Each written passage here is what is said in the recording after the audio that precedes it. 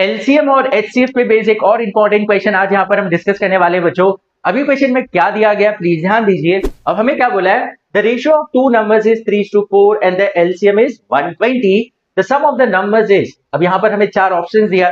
तो जैसे कि क्वेश्चन में क्या बोला है कि बच्चों दोनों नंबर का जो रेशियो है वो है 3:4, और जब भी हमें रेशियो दिया होता है तो सबसे पहले हम क्या कंसीडर करते हैं बच्चों, let the common multiple be x. तो यहां पर हम लिखेंगे let the common multiple be x.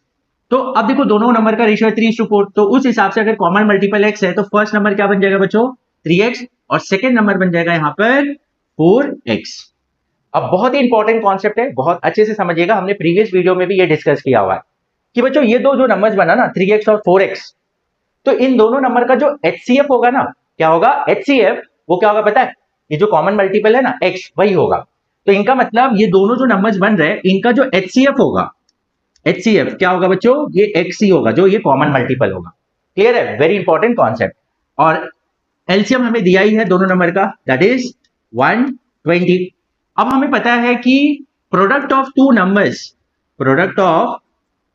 Numbers किसके बराबर होता है, it is the product of HCF into LCM of that two numbers. Okay, तो प्रोडक्ट ऑफ टू नंबर्स, तो टू नंबर्स क्या है यहाँ पर 3x into 4x is equal to HCF। तो वो दोनों नंबर का HCF क्या होगा बच्चों, जो हमें मालूम है यहाँ पर x होगा और LCM होगा 120 जो हमें दिया हुआ है।